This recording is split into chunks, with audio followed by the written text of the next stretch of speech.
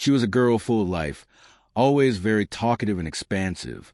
After the accident, she had a habit of putting her hands to her mouth every time she laughed.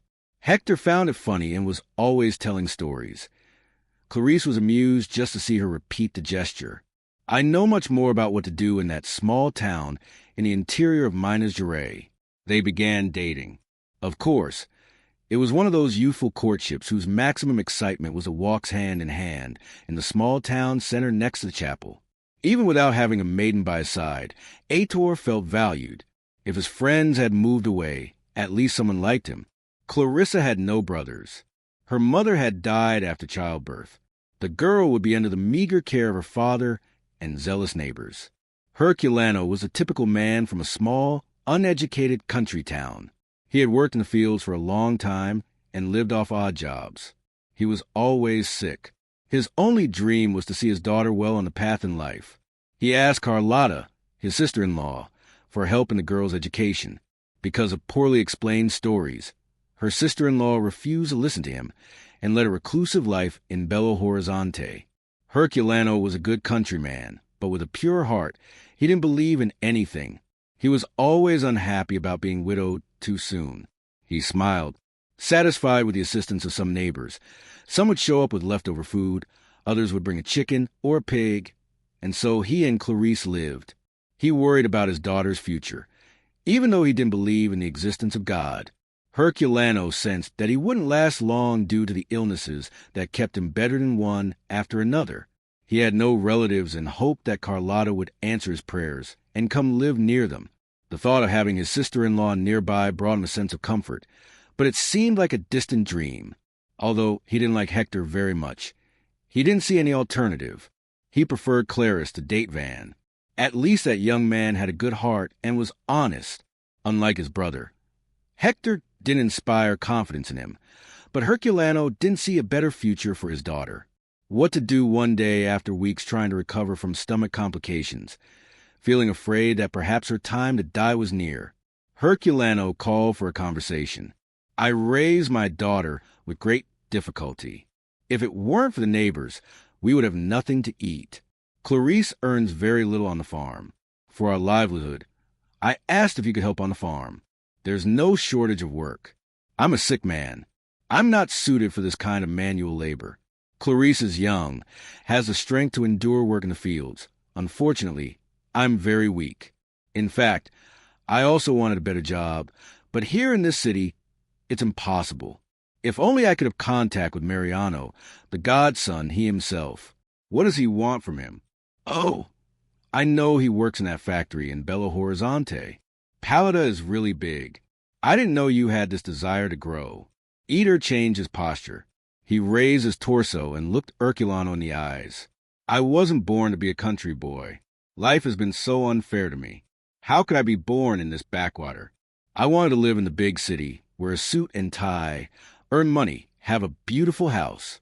Herculano, you were impressed. I never imagined you would think that way. That makes me happy, because I thought a few times about talking to Mariano and asking for a little help to find a job for my daughter in the production department at Pallada. However, Clarice is very young, silly. I'm afraid she'll get lost in the city like Belo Horizonte. But now that you're telling me you want the same thing, who knows, we might not be able to combine business with pleasure. How come you and Clarice could work together at Pallada? I'd be happy to know that my daughter is with someone I know. Mariano has his own life and is not obligated to take care of my daughter, Carlotta.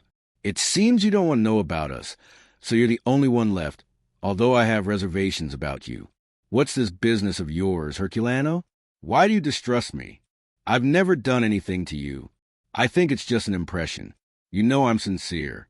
I never looked favorably on your relationship with Clarice. I preferred Ivan. Heitor burst out laughing. That idiot, were you? Heitor got irritated. I'm from the countryside because I didn't have the opportunity to grow up. If I could get out of here, I'd never set foot in this city again. Ivan, you like this backwater. That's what you want for your daughter is the best. I wanted to have the opportunity for a good life without hardship. If you want the best, write to your sister-in-law. She lives with Mariano. Herculano was filled with hope. You gave me an excellent idea. I'm going to write to Carlotta. Let's see if she responds this time. What kind of work can we do in an industry? Clarice, and I only understand planting. We don't even have any education. I don't know if it's worth it. Leave it to me. Mariano is a good person. Who knows, he can give us some tips. Hope is the last thing to die. A year passed later, yet another. Ida was about to turn 19 when a group of public school teachers arrived in the city with the goal of minimizing the illiteracy rate in the country. Clarissa Eider, in contact with letters, had access to knowledge. This opened their minds, making them believe that their lives could be different. Then came the will to progress in life, and a strong desire to leave that small town blossom within them. Eider found learning difficult. This was always a resounding reality. Clarice became fascinated with education, with knowledge. She would go to concerts before her, and she discovered a possibility of a life she had never dreamed of. She wanted to work for a large company that could offer her a career plan and status. In her view, the small town she lived in was far from contributing to the realization of her dreams. With access to books, she began to question how to live in a city that offered nothing but land to plant, how to continue living with so little in a world full of opportunities, in a period of full progress. At that time, Carlotta returned to city. She was a woman approaching 40 years old. She had an elegant appearance, expressive eyes, and rarely smiled. She settled in a small farm near the house of Claude Honor, Eider's father. She knew Claude Honor. From her youth, she knew he was a good man. Soon she was visiting his house and becoming fond of Ivan, Eider's younger brother. There was something about Carlotta that kept her away from Eider.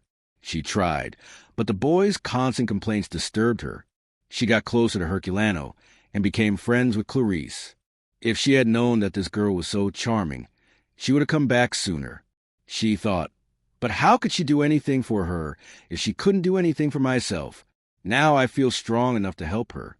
I don't agree with this relationship, but who am I to get involved?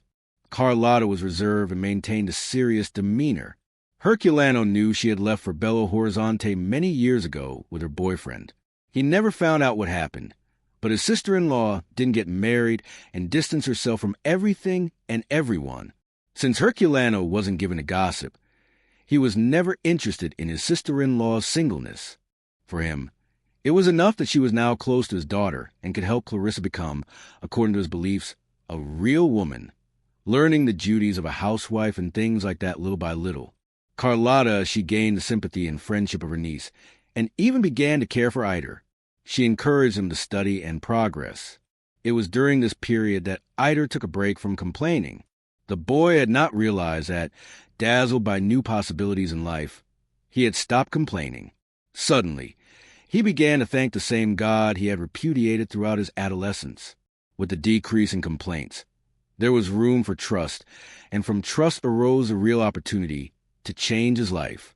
Carlotta, enchanted by her niece and boyfriend's desire to grow and progress, sent a letter to her godson Mariano, written in secret to avoid frustration and discouragement if the answer was negative. The boy had been working for some years at Paleta or at the Brandeo family factory. As the famous sauce, seasoning, and related industry was known, upon receiving the letter from her aunt informing her of Clarice and Eider's desire to find a job in the capital, Marian was overjoyed. She loved helping people find a way to support the couple. Mariano responded to her godmother, telling her about the possible opening of vacancies for the position of janitor for both men and women. With the letter, he sent 2 job applications, one for Clarissa and the other for Eider. Who knows, with effort and dedication, both could get a job at that traditional and important company. It was a unique opportunity, because even for those who lived in Belo Horizonte, working at Paleta was a breeze on a Sunday. Carlotta made lunch and told her brother-in-law and niece about the openings. Herculano couldn't hold back the tears. The possibility of seeing Clarissa far from that poor place with no prospects made him happy. At least his daughter wouldn't end up like him, poor, sick, with no home or shelter. She could grow professionally, earn a steady salary, and even find a better partner. Now that the opportunity for a better life was opening up for his daughter, Herculano began to wonder if it wasn't time to discourage the relationship between the two. Clarice was overjoyed with her aunt's news. The sparkle in her eyes was a sign that happiness was knocking at her door. Calmly, Carlotta replied, "We don't even know if they'll accept them. I know, Aunt, but I have the right to dream. I want to do the same as you. Work, be independent, and the relationship. Oh, it's a relationship like any other. You love Heitor." Clarice was thoughtful, then replied, "I like him, but that thing we feel like in romantic movies." Carlotta laughed loudly. "Oh, my dear, if I'd known you were this pearl, so Megan full of life, I would have come back much sooner." "And why did you come back?" Carlotta closed the door. It was unpleasant for her to remember the past. She hid it. "I lived in Mariano's house, but he met a good girl. He's thinking about getting married. I don't want to mess up his life. And what's more, I don't have good memories of Belo Horizonte. Something bad, neither good nor bad, happened and it really didn't happen."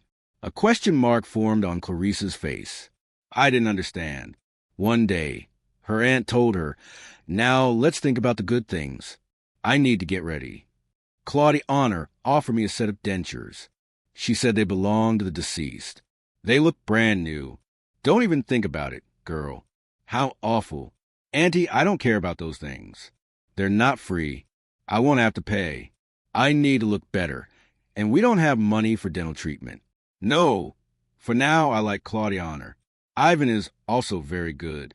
I'd rather see her dating Ivanier. For me, it doesn't matter. I really feel sorry for both of them. I talk very little with Ivanier. He doesn't like it." "Why?" "Oh." "He doesn't like his brother, and it seems like he hates his father. Ados is to blame for the life he has. He thinks his father and brother should sacrifice more, study, want a better life. But Ivan loves the countryside. He doesn't want to leave here. They have very different temperaments. It seems like Heitor doesn't belong to that good and honest family. But Heitor is good and honest. I have my doubts. Why does he say that with such certainty? I don't know anything about female intuition." Clarice stared at her aunt, not understanding anything. "Heitor's, and you knew about the possibility of applying to Pallida. Dreaming was one thing, but practical work was something completely different. Deep down, you didn't feel capable, but who could you talk to?" He thought about it and decided to go after Carlotta. He didn't really like her either, but what could you do? She had come from Belo Horizonte. She was educated and was Mariana's godmother. "He who doesn't venture doesn't gain," she said. "And if I fail, you're already a failure," she replied emphatically. Ida was surprised. "Wow, I've always been so nice, and you treat me like that. Besides being a failure, you play the victim like that. Don't go forward. Why are you so hard on me? You want to leave this city. And whoever wants to leave here needs to be strong. Your brother, Ivan, is like your father likes the woods. He'll do very well in the countryside. He'll prosper. He has if you have a business sense. Then he should go. Don't you think so? Because your brother likes the life he leads, while you hate it. So it's time to change and find your place in the sun. If you try hard enough, you can be transferred to the company headquarters in Rio de Janeiro." Darrow's eyes shone with desire and greed. "Oh!" He lived in a metropolis near the sea. He sighed. "Just thinking about arriving in Rio de Janeiro, having a new life far from plantation. What can I do? I'm afraid. This fear is greater than ending your days on the farm." Heitor got up agitated. "I never face anything to get out of here. So, we have nothing more to talk about. You've already decided." Carlotta went to the room and came back with an envelope. "Here is a job application. Fill out the form and then give it to me. I need to mail it by Monday." "Clarice has already filled it out, so that's fine. See you later, Dona Carlotta." He said goodbye. Carlotta felt a slight pang in her chest. I couldn't identify what it was, but it was an unpleasant sensation. Han arrived home and locked himself in a room. He filled out the form. "I have to get this job." He got it. Suddenly, he felt a cloud of unease over his head. Thoughts were boiling in his mind. If there's only one vacancy, and if Mariano gives preference to Clarice, she's Carlotta's niece. It's all in the family. If he has to choose between the two of us, she'll be preferred. I can't let her job application reach Mariano. Heitor stayed locked in his room. He preferred not to even have dinner. He spent the night awake thinking about how to prevent Clarice's application from reaching Mariano. Dona Carlotta is going to send the forms. What can I do? He thought. He kept looking for ways to try to prevent Carlotta from sending the envelope. He had to find a way to prevent Clarice's proposal from reaching that man on Monday so he wouldn't have to go to the farm. Heitor pretended to be unwell and stayed in bed late. Shortly after, his father and brother left the house for work. He got dressed and went near Carlotta's house. He waited for her to come out. Half an hour later, she opened the farm gate and came out with an envelope in her hands. Heitor went to the post office when she delivered the letter, and he left, waited a few minutes, and entered the agency. "Good morning, Clarinia. How are you, Heitor?" "Well, thank you. What are you doing here?" "I wanted a large envelope." "Do you have any?" "Just look in the stockroom." "You wait." I wait. While the girl went to the stockroom, Heitor rummaged through the mailbox and took Carlotta's envelope. He folded it and put it inside his pants. Clarinia appeared with the large envelope. "Yes, this is it, but I don't have any money. Now you can take it. I'll send a letter. I'll go. So, when you send it, you agree on the price of the envelope." "Thank you, Clarinia. Good morning." "Good morning." Heitor left, quickening his pace and running to his house. He opened Carlotta's envelope and took Clarice's form. This cannot go to Belo Horizonte. Without blinking, he tore up her form and threw it in the eye, put some paper in the trash, and wrote, "Mariano, who writes Heitor. First, I would like to thank you for the opportunity to work at Pallada. It's a dream I have for this boy. If I am chosen, I will be eternally grateful." Unfortunately, Clarissa did not fill out her form. You know how it is with rural women. She was upset. She thinks she won't do well working in a city like Belo Horizonte. Also, his father is very sick. Please, never comment anything to Dona Carlotta. Clarice thinks her aunt would be disappointed, even more so now that their relationship is going well. Out of respect for Clarice, let's keep this matter between us. Thank you again for the opportunity. Hugs, Heitor. A month later, Heitor received a letter from Mariano saying that the job as a janitor at the company was guaranteed. He could move into the same boarding house where some of the factory employees lived. There was even a discount for the first month. The salary wasn't that great, but it was a start. Many dreamed of an opportunity like that. Heitor was receiving it with a silver spoon. He didn't even need to take a test. Mariano was a good-hearted person and believed in Heitor's ability. Mariano's boss trusted Clarissa's recommendation. She was upset for not having been called. It was a dream that didn't come true, and her expectations were very high. She cried a little, but soon tried to forget about it all. If I wasn't loved, it was because it wasn't the right time, she said to herself. She was thrilled with Heitor's new job. She thought he deserved an opportunity like that, but she felt sad for not having been accepted too. "Maybe in some time I can find something for me," she commented to Heitor. He didn't like what he heard. "Things are very difficult, and I don't think I'll have time to look for a job. For you, I'm not asking for a job. It's just that being in the big city. Maybe it'll be easier. You'll have friends. You can see a sign that I'm there. You're very childish, very naive. You think that in a city like Belo Horizonte, they'll want to give you a job. You have no experience. If people are getting jobs because they don't have qualifications, imagine a girl like you without enough education without treating you." Clarice blushed. "You can continue. Just because I'm not attractive, you think this is important. It's the lack of some teeth that bothers you. Sorry, I didn't mean to offend you, and you have experience. You're as country as I am. Heitor." He got angry about the way he raised his hand, and if it weren't for Carlotta's scream, he would have slapped Clarice in the face. "Don't you dare do something like that." Heitor took a deep breath and lowered his arm, disconcerted. "I wasn't going to hit. Who can guarantee that?" Clarice ran to her aunt. "He would slap me in the face. If I touch you even a hair on my head, I'm capable of it." Carlotta made the sign of the cross. "Get out of here.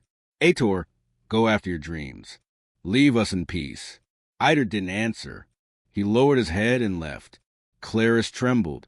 He's no good for me or any woman. He's rude and a brute. Will I be alone in the world? Aunt, that's not what I want. Carlotta lowered her eyes for a moment. A cloud of sadness passed over her gaze.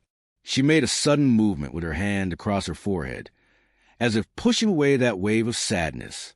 No matter how bad the situation seems, don't be discouraged. I went through a terrible ordeal many years ago, and I'm here alive. Let's do this. How about we pray together? Praying is good. It connects us to God. Let's ask Him to give us serenity and balance. Let's ask for the best to happen in your life. And also, let's give thanks. Thank you. Well, at least you got rid of a bad character. God removed from your path a man who doesn't know how to respect a woman. Now you are free. Clarice, let's close our eyes and give thanks. Time passed. Heitor's situation improved, and it was with a lot of struggle that I got a job as an office assistant at the company's headquarters in Rio de Janeiro. He passed his hand over his forehead. How do you push away that sea of memories? He drank the coffee in one sip, turned his wrist, and looked at his watch. Damn, I lost track of time too because I got stuck in these reminiscences. What a thing. I'm going to work on an empty stomach. It was with a lot of effort. With the effort, he had managed to sleep in the early hours of the morning. As he was falling asleep, he woke up with a start to the scenes of that terrifying dream. Pressed left, clutching a battered leather briefcase, took the elevator and went down. He greeted the janitor. Good morning, Mr. Heitor. Good morning. That doorman from yesterday afternoon. You're talking about Freitas. What's wrong with him, this Freitas guy? He's very lazy. He's full of intimacy. He's a good person. You can trust him. You'll have to get used to it. His probationary period has expired, and he's been hired. He'll work here from 6 p.m. to 2 a.m. You'll have time to change the bad image that was made of him. I don't get involved with people like that. Look at my level. The janitor, in his humility, shook his head from side to side, thinking, poor thing, full of illusions, he's going to take a bad fall. Heitor left the building angrily. Now all he needed was that one. Until Elad had become a master behavior. He checked his watch again. He was late. I'm on pace. And ran to the bus stop just around the corner. Chapter 2. Time flew by in the blink of an eye, and more than 50 years passed during this period. Heitor made great progress. He worked and studied nonstop. He barely had time to enjoy the delights that the wonderful city offered him. However, he reaped the rewards of such dedication.